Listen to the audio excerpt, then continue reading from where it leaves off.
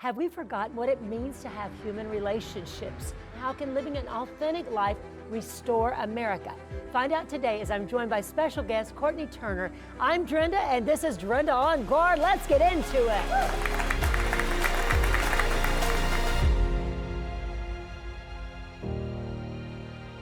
Welcome back, all you guardians of truth. Please like, share, and subscribe to the channel if you haven't already. Your support helps our channel grow so more people can hear the truth and have their eyes open to the devil's schemes. We can't do it without your help, so thank you for being a part of this mission and spreading the word. Courtenay Turner is the host of the Courtenay Turner podcast, a show where she explores a myriad of deep topics surrounding issues of health, fitness, medicine, philosophy, psychology, and politics. Courtenay was born with congenital rubella, which can affect those who have it with unilateral blindness, severe bilateral hearing impairment, hypotonia affecting the limbs, heart complications, asymmetrical bone development, stunted growth. You get the picture. A lot of afflictions. Doctors told her mother that the best Courtenay could hope for was to be placed in a comfortable institution in which to spend her life. And here she is today, educating minds and spreading truth wherever she goes. Courtenay, it's so great to have you today. Wow, you had all of these bad things spoken over your life. Tell me a little bit about yourself and how your parents made different decisions than what they were told. And today you're doing amazing things. You're brilliant. You have this incredible podcast, lots of followers, and an amazing voice. Thank you so much, and thank you so much for having me here today. So yes, as you read, that's how the story goes. They diagnosed my mom with well, they actually didn't. They actually misread the titer. The doctor was dyslexic, but if he had read it correctly, it would have meant that I was going to be afflicted. But the doctor was dyslexic. He read the titer as being 112 when they believed that it was 121. And you read the list of the afflictions. So I had surgery from a really young age, like 3 months old. I had a cataract removal. They actually, it was very complicated. They pulled the iris, they left debris behind my retina, and they had to go back and do what's called a retinal cleanup. And it was during that retinal cleanup that they had diagnosed me with having been born with congenital rubella, meaning that my mom had germ measles during first trimester of pregnancy. And then I had heart surgery when I was 1 year old. So as you said, they had told my mom that the best she could hope was find a nice institution for me to spend my life. My mom fortunately did not agree with them and did not think that that was true. But they did think that there was going to be severe complications for the rest of my life. And so my parents actually sued for my birth. It was called the wrongful birth case. And I always feel like I have to put this caveat, I don't think my parents think I was wrongfully born. I know they loved me and they're grateful that I was here. However, that is the angle that the lawyers took because they felt the only alternative would have been to abort me, which is what, if the doctor had read the titer correctly, my mom would have done. So I'm very grateful for the mistake. I am very grateful that I am here. It was not without lots of challenges though. So before I started doing what I'm doing, I would do aerial acrobatic performances and talk to people about using physical training as a metaphor for life, and like movement's a metaphor for life, and using physical training to help people learn how to overcome adversity in other areas of their life. And I feel very strongly that that is one of the things that really did help me, and is, interestingly enough, in many ways kind of set up the I think, just the fortitude, the mindset to do kind of what I'm doing now.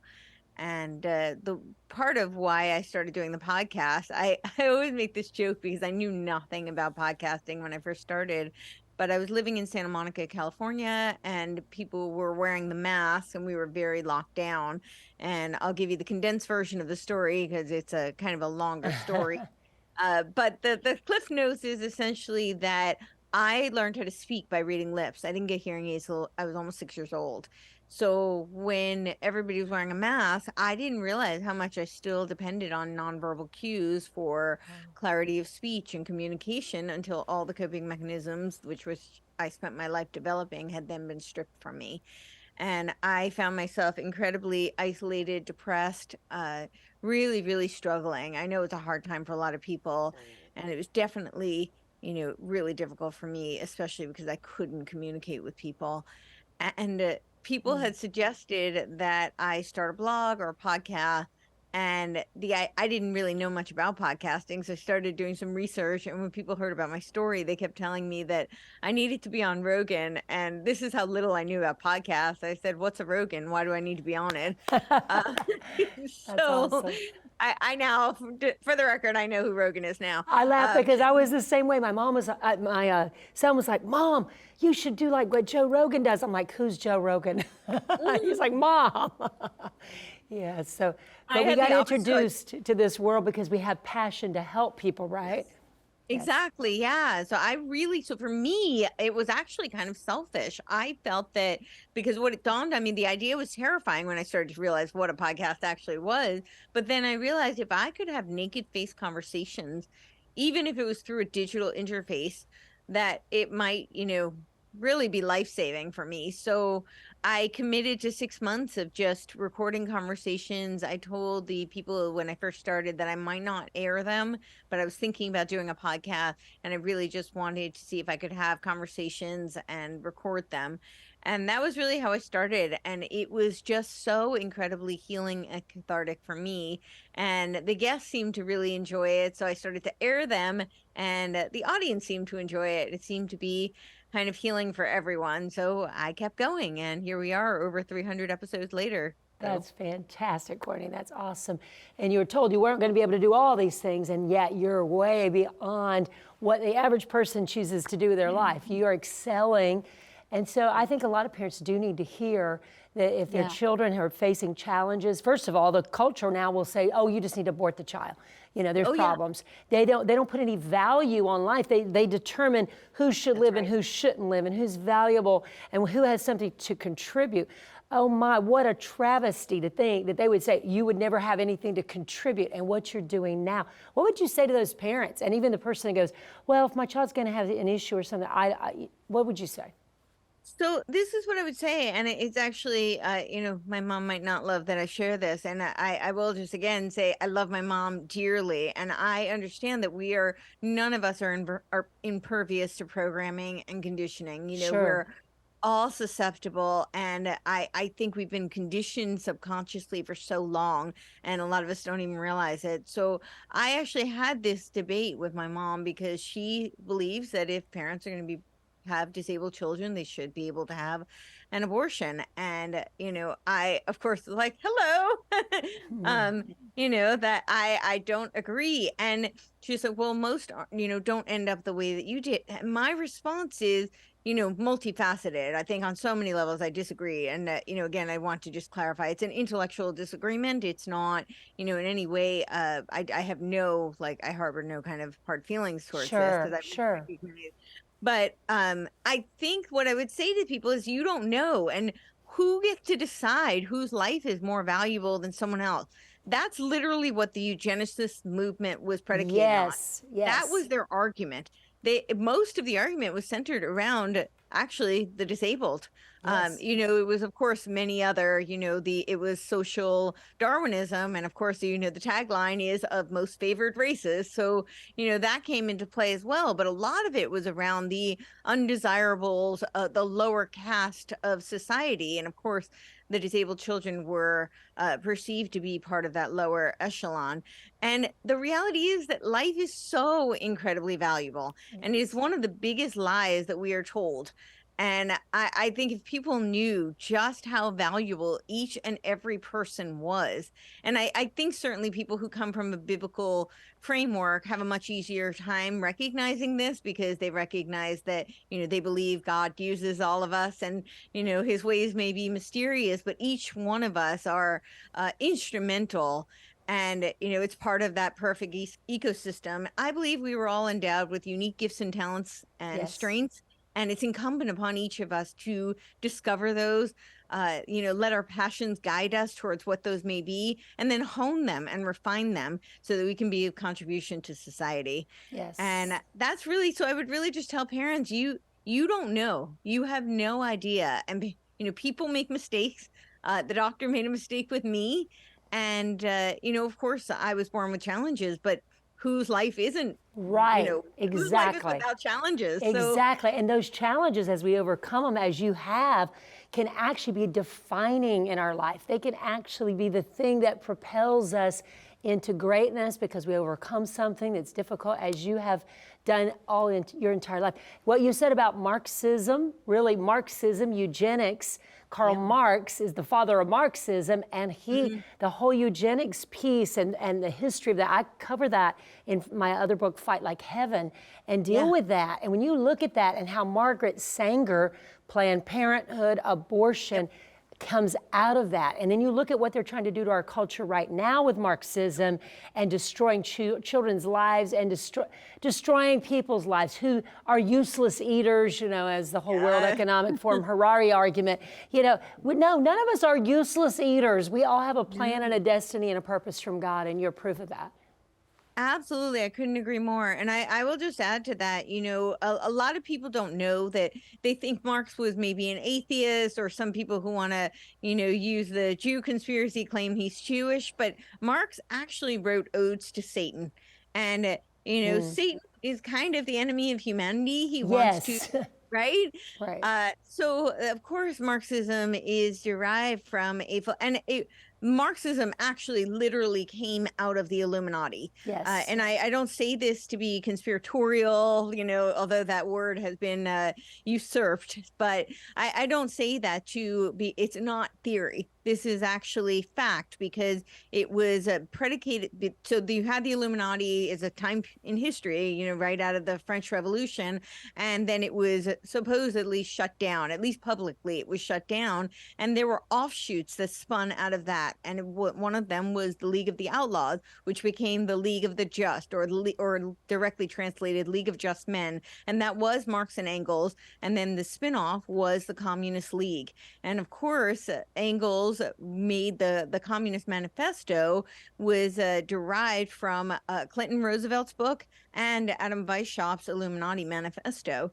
And Marx's name didn't even get put on it till years later. They did a whole publicity campaign before putting his name, attaching to that. But I say all this just to say it really was derived out of these two prior works, which were very similar to what we hear as being called the New World Order principles now. So yes, absolutely. You're brilliant. You're brilliant. That's I cover that in Fight Like Heaven, but I cannot articulate it as well as you just did. That was excellent, Courtney. Thank you. And it's true. There's only two kingdoms. There's God's kingdom, there's Satan. And so this whole movement is in eugenics, everything Marxism, communism, its root is satanic. And now we're pushing it across America and trying to inundate kids with it. And now over half kids think that it's better to have Marxism, socialism, than it is to have capitalism. And so this is part of the battle that I've just covered, and they're coming for your kids, the fight we must win, because this is where we are. And these kids are being lied to. I was lied to about the feminist movement. I was told that, abortion was important and necessary because the world was overpopulated and too many people. And by the time I was an adult, we would live in 6 foot by 6 foot by 6 foot cells. It sounded scary as a little child. You thought, oh, okay, if we have to do this, it's just a blob of tissue anyways, what we were told. Lies, lies, lies. We were being indoctrinated. And later, of course, I learned better. So, I learned, God helped me see the value, and I repented from the feminist movement. Now, you say the feminist movement is rooted in occultism. I'd like you to tackle that just a little bit there. Yeah, well, it is actually literally rooted in occultism. A lot of the, very early feminists were occultists. And of course, it is the anti-humanity movement, right? So part of the reason, so one of the, I don't know if you're familiar with the Tavistock Institute of Human Relations. Well, it started out as the British Propaganda Bureau in like the genesis of it was around 1912, but certainly it has sprung in 1913, and they were very closely advising President Wilson, and most of the agenda was to garner acquiescence for the British and the American public to support getting engagement in World War I. But one of their first missions was actually to the feminist liberation movement. And they wanted to destroy femininity. And it was really a counter to the Western civilization, because they realized that the advent of Christianity had really empowered women in a way that solidified the family. And Yes. they knew that if they could, essentially erode femininity and erode, the sanctity of marriage, then they could destroy humanity. And that really was their goals, but they did it through the feminist movement. But there's so many other pieces to it. I mean, you think about what we're seeing today with like the trans movement. Yes. Of course, I think it leads to transhumanism, but you look back at the origins of some of the pagans and the occultists, and they worship this hermaphroditic type of demiurge. And that, of course, that's kind of what we're seeing with all the transgender stuff today. Yes. And they had to, have that. They take the model of the Fabian socialist incrementalism, because they had to do it slowly in order to condition you to accept it. They couldn't just start with jumping to transgenderism and then transhumanism, right? But they do tie together. They do. Yeah, exactly. But they did plant the seeds back then. And so a lot of it really does have its roots in that. So, yeah. I know I was indoctrinated with the feminist movement, and that was the whole, it seemed, oh, well, this is the right thing. And what I didn't realize, now I see as an adult woman, is that they were tying the agenda of abortion with women's rights movement. And it looks like we're empowering ourselves and we're taking our body, and it's our body, our choice, and all these things, when really they're trying to take away our choices and take away these kids' choices, because by transgenderism and the puberty blockers that they're on and all of the surgeries and the mutilation of their body, they're taking away their choice to actually propagate, to actually do, have children, to be able to, to sterilize them. And this is the same eugenics that we saw in the movement to, try to create an Aryan race. We visited Oradour, France, back years ago, and there was I don't know if you're familiar with that, but they've left it as a monument to show what Hitler did. So Oradour was like a seaport like a fun place to go to, a vacation town, lovely. And they thought Hitler's troops, it was where they were not supposed to be, was the unoccupied territory. They actually knew Hitler was going to come into town, and so they were concerned. They took all of the children that had any disabilities, any challenges, and one of the school teachers took them and escaped through the woods, thinking they will come into the town and we're all safe because this is a vacation town. It's in the unoccupied territory. This is not his area. We're all safe. But they knew these children may not be, so they sent them out of the town. They were the only ones, Courtenay, that survived, because what Hitler did is the soldiers moved everyone in that town of Oradour into the church and gassed the whole town, every single one of them. So they've left it just as it was then. And it is a shocking monument. No one seems to know too much about it. Not far from there is the resistance movement, the museum. And so I did both of those. Amazing, amazing. But here are all these, and there's piles of all the glasses, and there's a museum underground, but you actually see the rubble of the town, the way they bombed it, the way it was left, the church, everything. And when you walk in there, you just picture these people were corralled like cattle into the church of all places, shut in there and gassed to death. But these children survived because they took them away knowing that their disabilities, Hitler was their whole goal, like you said, was to destroy anything that wasn't in their eugenic lines. And that's what we're seeing with the World Economic Forum. When they make a profit like Harari, say, well, all these people are useless eaters. What are we going to do? We need to destroy them. How do we destroy them? We mutilate their bodies. We brainwash them to believe that they're not male or female. We take away, we kill babies, and the Black community has been targeted so much with this, as well as right now, suicide has doubled among Black youth with all of these agendas. Kids are showing up at hospitals with mental illness, and the hospitals are not even knowing how to deal with it. They just put them right straight through the trans assimilation project, you know, and the trans work in the clinic, and that's the only people they talk to there. There's not any other objective views. There's no counseling hardly, and they're shutting parents out of the I have the manual they use in the hospital. It's shocking. It's shocking while parents are just going about working their day-to-day jobs. So that's why I wrote, they're coming for your children, because this is a big agenda. This is not like, oh, a few kids may fall by the wayside. No, this is a takeover. And I prove it in the book. It's a takeover, just like abortion. 64 million babies. Could have been you.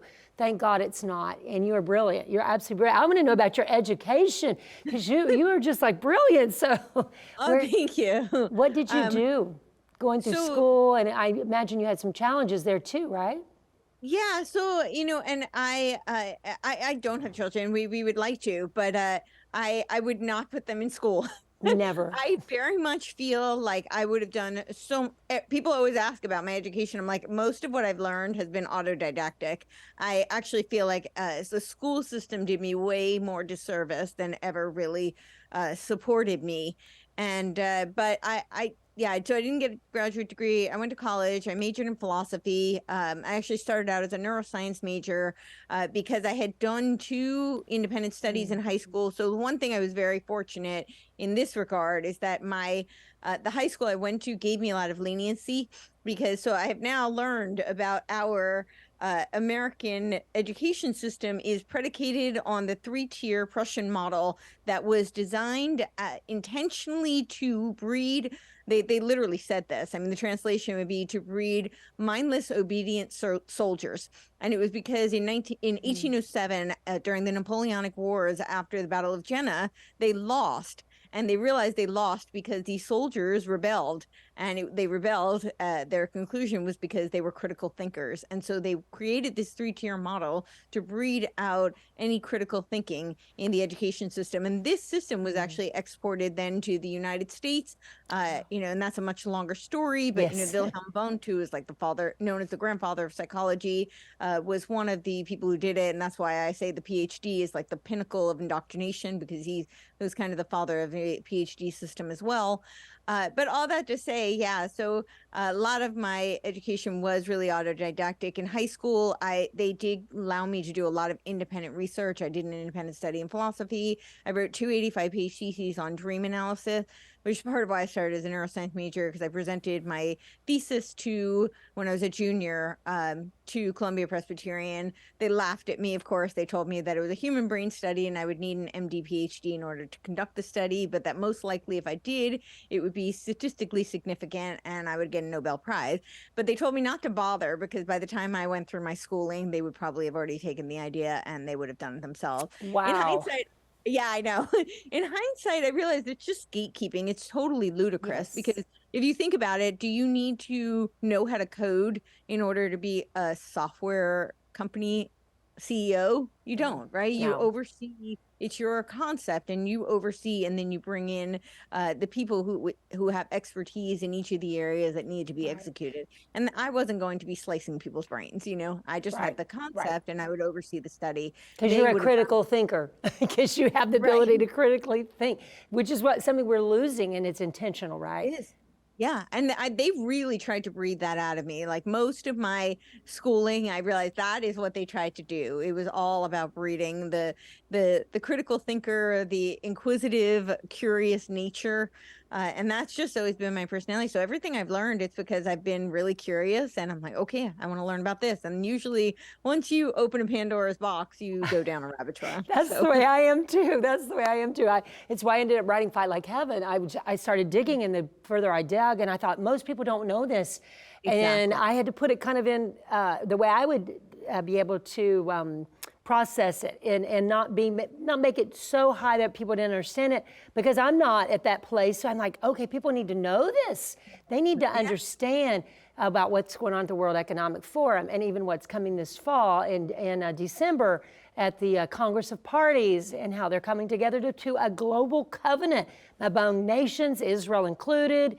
The Pope is involved, King Charles. When you get these people and players, and it's a 7-year agreement, we should take notes. Sounds like a revelation. So I had to throw that in the book as well, because I'm thinking that affects the kids. because one of the agendas is equity and inclusion. Oh yeah. What does that Diversity, have to do? yeah. Yeah, so Diversity, equity, inclusion. And of course, it has nothing to do with diversity. They want the appearance of diversity, but they don't want any diversity of thought or personality or divergence at all. Yeah. And the equity is a complete lie, because equity means leveling the playing field. It doesn't mean equal opportunity as we think of in the United States. We typically, think of equity that way, but it's a total distortion. Yeah, equity actually means it means communism, essentially. Yes, it does. It's code word for Marxism, communism, and the whole idea is they want to have freedoms, but they don't want everyone else to have freedoms. So when they spin these ideas and 15-minute cities and the whole green climate movement, it's really to put people in a very small area and say, this is where you belong. You can't leave this area. You can't do anything outside this area. And I read their synthesis and their sustainable development plans and all of that writing the book. Now, I didn't put all of that in the book. I put pieces and parts in the overall picture. But when you read it, it's about actually corralling people into the city, giving them an apartment building like communism. And I've been in many communist places, been to many places where horrific things were done. And, everybody gets what they need in the building. They basically are in lockdown. Now we're used to lockdown, keep you in the building, keep you in the 15-minute city. And you only go around here, you ride a bicycle or you walk. That's it. I mean, all that's right there in their material. And all the rest of the earth gets to flourish again. And it becomes basically their playground, right? And the worker bees just stay in their little city 15 minutes and you do what they want. It is communism, absolutely. It is, and it's a control grid, and it also helps to propagate their lie, as you were talking about the overpopulation, right? If you really have traveled the world, you realize that most of the earth is basically unpopulated. Exactly, but the cities create this illusion that we're overpopulated. And if you read their own documents, as it sounds like you're very familiar with, right, a lot of this climate narrative comes out of the Club of Rome and their document Limits to Growth. This is where a lot of the overpopulation narrative stems. And they talk about how the enemy of humanity is man. Now, in their 1992 Global Reformation document, they admitted that was propaganda and it was a lie created to find a common enemy, because they knew that people weren't going to, and I'm paraphrasing, but they knew that people weren't going to buy this climate change narrative because it was essentially junk science. There was nothing really to substantiate it. And it still but they knew that if they could create a common enemy, that people would get behind it. So they decided the enemy of humanity was man. So that's why you're the carbon they want to reduce. That's a good way to state it, Courtney. That's very, very well stated. It's shocking, really, isn't it? And most people are going about their lives and have no idea the plans that they have.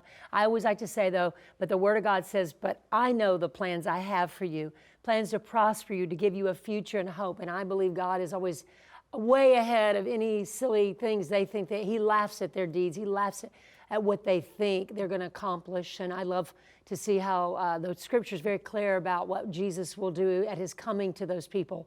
And we have to sometimes remember that, because it's frustrating when we don't see justice carried out, when we see a two-tier justice system, when it looks like it's so rigged.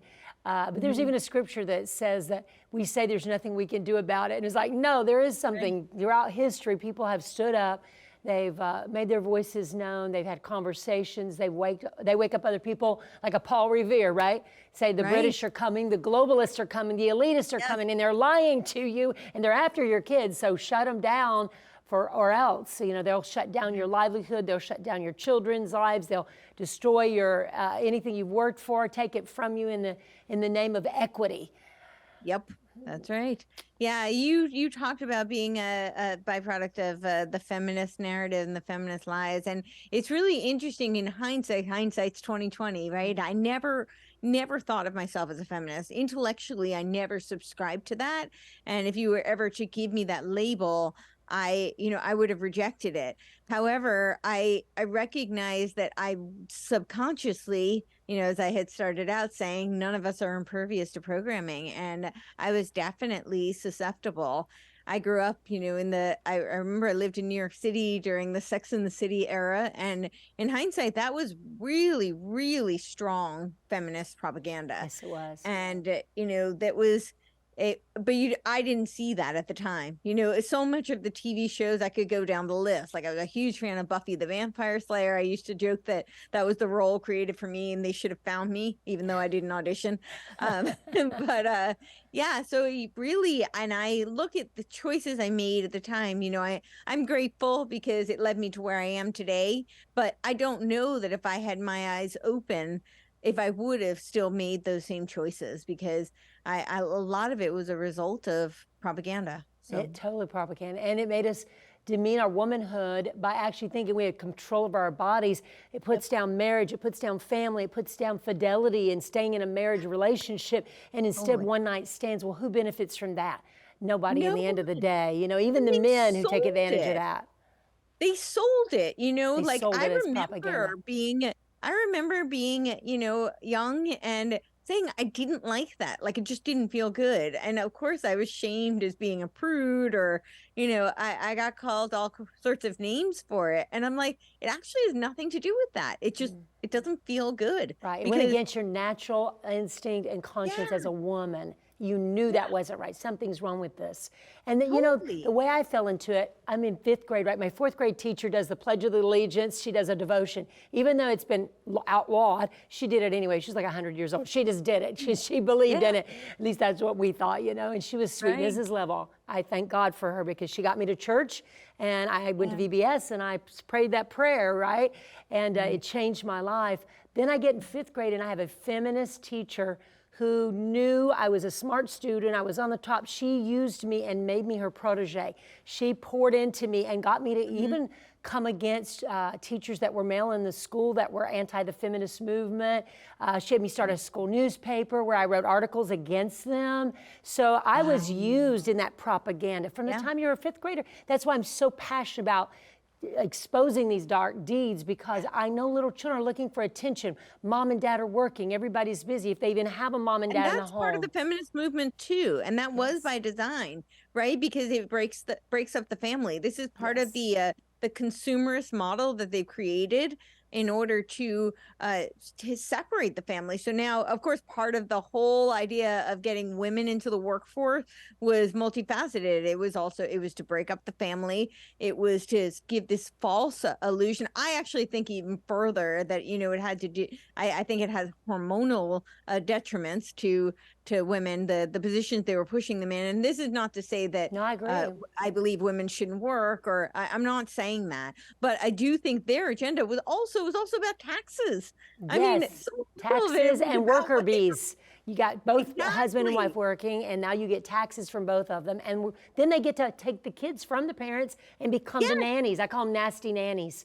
Exactly. And this is also what the school does, right? So now parents feel like they have to put their kids in school because they get free daycare, right? And this again further divides the family, when the reality is children learn so much more.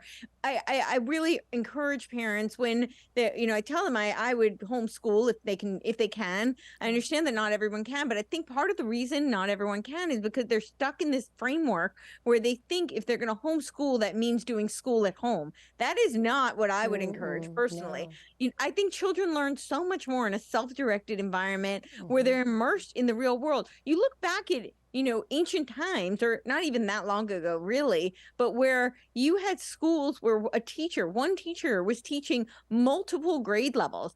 Like, I'm always so cognizant when I ask a child, I might ask them how old they are. I do not ask them what grade they're in, because it's this artificial framework that we've created. It's this artificial label that has so little to do with what they're learning and where they are, who they are. And it actually limits their capacity. I was put into a Montessori school in 3rd grade. By October of 3rd grade, it was a very small school. They didn't go past 6th grade, so they didn't have the infrastructure for anything beyond 6th grade. By October of 3rd grade, I finished their 6th grade math textbook. They had nothing for me to do.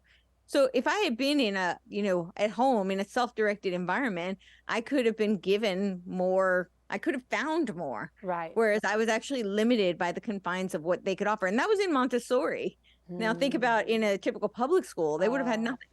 Oh Yeah. no! And if you're a little boy and you have energy, excitement, those wiggles, they put you on Ritalin because Oh yeah. they say you're ADD. Drug you. You've got issues, and so the girls excel you're more great. because they can sit there for so many hours longer and Right. take that. So then that's how they started degrading Yep. maleness and malehood and masculinity. Yep. And Toxic making men, masculinity. manhood was just degraded completely. And Yep. now toxic male, comes out of that. And then we have Yep. women, I preached probably 10 years ago out of a magazine from Atlantic Magazine. It said, do we need men anymore? And then another one, the end of men is near. I mean, so this was their agenda to totally do away. And now you have men trying to become biological women, and, trying to, crazy stuff, right? I mean, they're not biological women, never can be, never will be. They're chromosomes, It's crazy we have to deal with these things. And now you have women having all of their awards, scholarships, sports, everything stripped from them, which I Where are talk the about. feminists now, right? Exactly. Where are those feminists? Which shows us that someone was behind the feminist movement besides us subjects of it that became the mouthpieces for it. Someone else planted the idea. Someone else was driving it. And they obviously don't want now the feminists to speak up against what they're doing. With all things feminine, right? It's like crazy. No. At the end of the day, they want basically people that work in a group, a conglomerate, a city that do not think and feel and just do what they tell them to do, that are drugged, medicated, show up, work, and then just medicate themselves to sleep, come back the next day and do what they're supposed to do. It's crazy stuff, right? Actually, I think they went death for them mostly. I think they want to depopulate as many as possible, but I think the rest of them, they want to create a neo-feudal system of transhuman leading to post-human world that's controlled by an AI hive-org mind that they program. And they're really, I've been saying this for a while, but now they're like the UN 100 is talking about Agenda 2045, and they're talking about using like this basically a metaverse type system that's going to be the location they're talking about doing these experiments is in Ukraine, actually. Interesting. Ukraine. Yeah. But I think a lot of what this is really to lead. So even when you talk about like the depopulation agenda, the feminist movement, right? So now they were able to push a whole new sector of pharmaceuticals and science with things like IVF and egg freezing, which paves the way. And I'm not saying, again, I always feel like I have to put the caveats. I'm not saying that, loving families who are struggling, can't use these advanced technology, but it does pave the way for things like the Ecto Lifepods, right? Where they say that, and ironically, they say that it's to solve the underpopulation problem. Wait, are we overpopulated or underpopulated? Can you make up your mind? Exactly. Because you travel the earth and the green space is much, much more than any inhabited area. Totally. Everywhere. It's like everywhere you go, every state, everything you go there. When you fly, like we fly everywhere in Canada and all over the world, there is so much green space. There's hardly any inhabitation of human beings. And so all of a sudden we have a climate emergency and we have no resources. That's a lie. But if you stay, like you said, in that little city, that's what you're told to believe. Brainwashed. Exactly. Wow, yeah, but what you're describing sounds like the Matrix. Exactly. The I think that's what. and, Well, I keep saying the singularity is near, right? That's Kurzweil. I don't actually think we're in a simulation, but I think that's where their goals are. And when you talk about the Ecto Lifepods, they call them babies when they're in these artificial pods, but of course in the womb, inside the mother, then it's just a fetus and it's a clump of cells, right? But when it's in this artificial pod, they actually call it a baby. So, but if you think about it, it does pave the way for, chimeric beings, right? A cyborg that merges man with machine. I think it is conditioning, and it's because again, they're masters of the Fabian incrementalism, because they can't just do it all at once. So they do a lot of predictive programming, they do a lot of conditioning, and they introduce things very slowly. the Fabian Society's initial mascot was the wolf in sheep's clothing, which I think is apropos. But then they changed it to the tortoise because it is this slow incremental process. And just like Hitler said, who are you? You'll die. I've got your children already, basically. That was a paraphrase of what he said. Well, Courtenay, one of the things you like to talk about as we are closing today is authentic human relationships, conversations. And so how do we stop these things, and how do we regain our society, our relationships, our homes, and our freedom, keeping our freedom and staying a free nation? It's a big, tall order, I know. Yeah, right. Well, I definitely don't claim to have all the answers, but one of the things that I do talk about, I think you heard my speech, I talked about the compassion trap, and I think the compassion trap perpetuates the dialectic. They use the dialectic in order to divide and conquer. Right? I had laid out the triple Ds, the the deception, the distortion. That's how they manipulate people. They deceive them and convince them of lies. And the second one is divide and conquer. And this is really the one that I'm talking about. The last one was the destruction, which is, of course, why they're the death cult, because that's the ultimate destruction. But I think that they've convinced us to be very protective of these different groups, and we've attached our identity to groups instead of individuals. And I really encourage, and I know it sounds almost too simple, but I say that the antidote to their agenda is for us to be radically human. And when I say radically, I mean it in the the etymology of the word is to be rooted, deeply rooted. And I think that if we can get back to what it means to be human, and part of that is our human to human interaction. We're social creatures, and we're familial and community oriented creatures. So I just to make this short, the one analogy I will use is when you look somebody directly in the eye, you can argue with people when you're wedded to your group and you're fighting my team versus your team. It's much easier to dehumanize people. But when you look somebody directly in the eye, no matter what differences you may have, the different walks of life, the ideological differences, the religious differences, you're much more able to put all that aside because you look at them as a human. And so I encourage people to really deal with people directly at one-to-one as human beings, have, love thy neighbor, right? And if we do that, then we take care of ourselves first, right? Because there's self-preservation. We take care of our families, our loved ones, of course, the children, build reliance networks, in the physical domain. So that means get to know your neighbors, build communities of people that you trust so that, if there is some sort of emergency crisis, that who you can trust, and then you can pool your resources. Then that means your skills. Like some people may be farmers, some people may be carpenters. People have different skills. Some people may be able to homeschool the kids while you're out tending to the land. So if you really get to know your neighbors and build those networks and reliance resources, I think we'll be so much more resilient and self-reliant, and that that will be the way we can combat some of the stuff that they're trying to do. That's so good. Individuals. God created us uniquely. He made us individual. He gave us something to contribute, every single one of us, no matter. That's why we're so special. Yes. And our value, every life has value and has something they can accomplish and do. And when we get back to real relationships instead of just social media relationships where they're not real relationships, they're not real friends, and people just go on there and say something.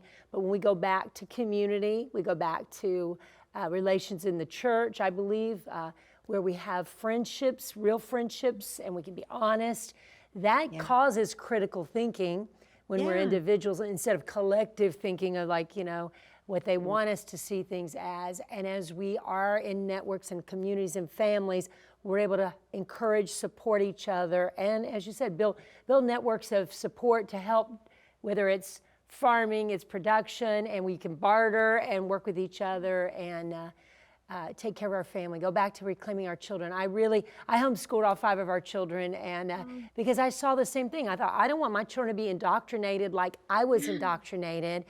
And I Exactly. saw their individuality flourish. There are 5 of them, same parents, same family, but they each have their Same own genetics.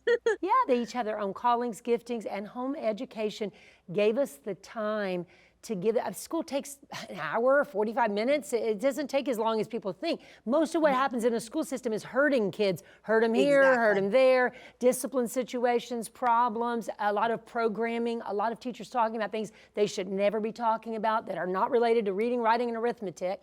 And then these kids spend the whole day just being brainwashed, indoctrinated, and that they're part of the collective, right? Sit in the desk, act a certain way, drug you if you don't.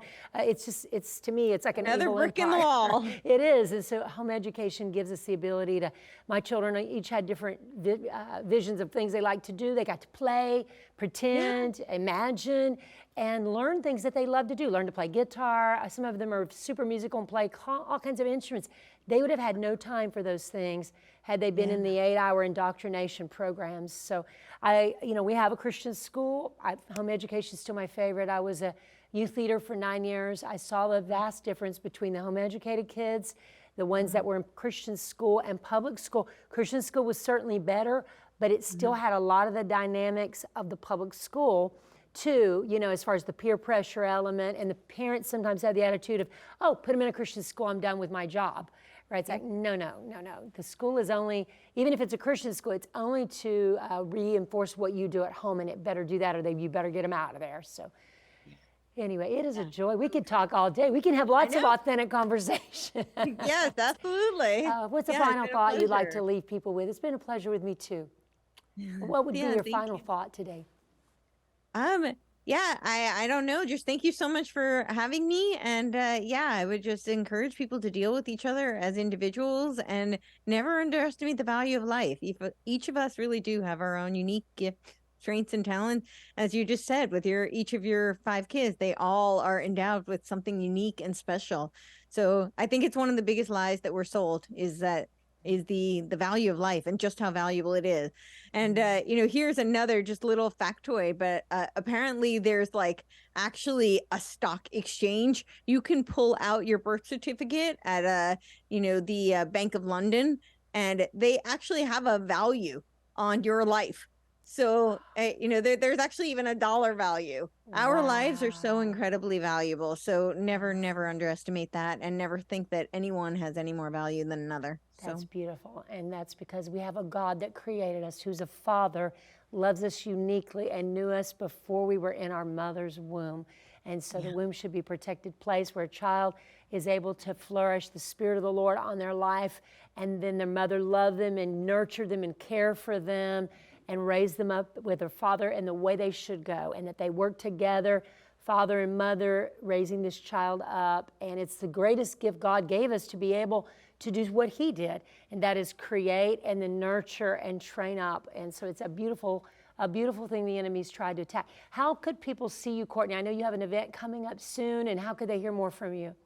Yeah, and I'll just add one other thing. I think that this idea that we know more, it's just a very Gnostic view. Like when they want to replace God, right? And I think again that's the big lie. So you had asked me earlier, what would I tell parents? And it's not to undermine the challenges that someone might face, because of course we don't know that either. But ultimately we don't know, and I think it's not for us to decide. So for us to think that somehow we know more.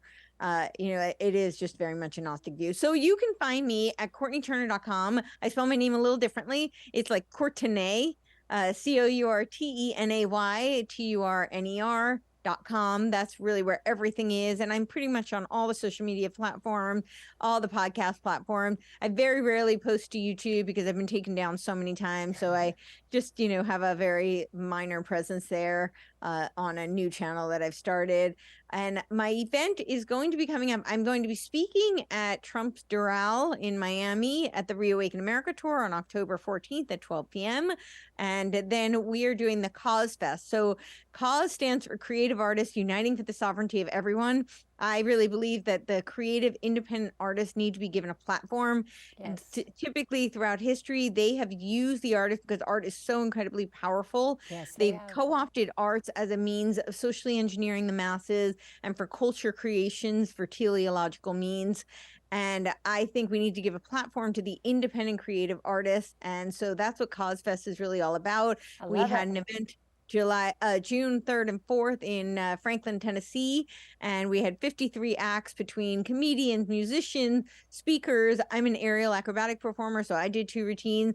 So we're going to be doing that again in Florida, and it's most likely going to be November 11th that weekend. But you can stay tuned for that. That website, you can go to my website and find the Rebels for Cause website, or you can go to Rebels plural for spelled out FOR cause.com and find out more about that event there. Rebels for Cause. I love that .com, rebelsforcause.com. I spoke about that in my new book, They're Coming for Your Children, about how this Marina Abramovic, she's you know, she's a witch. She's doing all these satanic things, but yet she is the icon for all these artists, NFTs, you know, they're non-fungible tokens, and they're buying art, digital art, for $400,000. And this Nadia girl, she's the leader of Pussy Riot. And Marina Abramovic is her hero. And I ran across this magazine. I'm in Europe, and I see this beautiful magazine with kittens on the front and a little fur ball. And I'm like, oh, this is so cute. I pick it up and open it up, and here she is with these revolutionary women who are pushing LGBTQ rights. And they're using art to do it in protest, and the money's being funneled to them to pay for their protests. I'm like, looks like something we've seen in America, right? Where you have these revolutionaries that are out trying to destroy cities, destroy everything, burn everything, and you're thinking, what? Well, don't they have a job? Don't they have something they need to do? Well, they don't have to if they scribble something on a digital and someone gives them $400,000, launders the money to them. Now they can afford to be activists like that. So I do expose that in the book as well. So I'm thrilled to hear you're doing something and others are doing something positive, because we do need to reclaim the arts in the church. We need to reclaim the arts in our nation. We need to fund beauty. We need to fund creativity, entertainment, music, all of these media, all of these different mediums of art. And we need to reclaim it so that these evildoers that are bent on destroying our nation, destroying the world, and bringing us into this evil empire we've just talked about, they aren't getting the money and funding and all of that, and art isn't going perverted, because art always reflects culture. And so we need to impact culture with our art. Is downstream from the culture, right? Yes, it is. Yes, it is. Thank you so much, Courtenay. I hope we can talk again, and I look forward to seeing you at the Trump Doral. I'll be there as well. And I believe we're going to have a great event, Reunite America, Reclaim America. And thank you for what you're doing and the unique, incredible person you are and the voice you have. I'm so, so glad that you've chosen this route, and you were courageous to speak out. Thank you. Thank you so much. And thank you for everything you're doing. God bless you. Have a great day. And I just want to encourage you. Wow, isn't Courtenay amazing? I just love her. And when I heard her speak, I thought, you've got to hear her and know more about this amazing woman. And so I thank you today for joining me. I encourage you, if you haven't gotten a copy of Fight Like Heaven or They're Coming for Your Children, The Fight We Must Win, pick those up and share them with friends. We need to get the word out quickly. We need to wake up Americans. We need to wake up people across the world, reclaim our individuality in Christ, our unique giftings and callings, but at the same time, come together, because without each other, we can't do this. We cannot have divisions among us. Jesus said, if a house is divided, it will not stand. So what we need to do is come together and have this desire to see the fruit of our nation come forth in beauty and wonderful things, and we do that by working together. We don't do it by picking each other apart, finding fault, or competing with each other. So there's plenty of work for all of us to do. So let's join arms, link arms, and let's do what God's called us to do for the kingdom of God, for our children, for our families, and for our nation. I love you. Thank you for joining me today. Please like, share, and subscribe. Share this with any parents you know, anyone. Actually, share with everybody you know. Everyone needs to know their agendas, what they're trying to accomplish, and how we can stop it through authentic humanity and becoming and all that God called us to become. Thanks for joining me. We'll see you next time here at Drenda on Guard. And until then, stay on guard. We'll see you next time.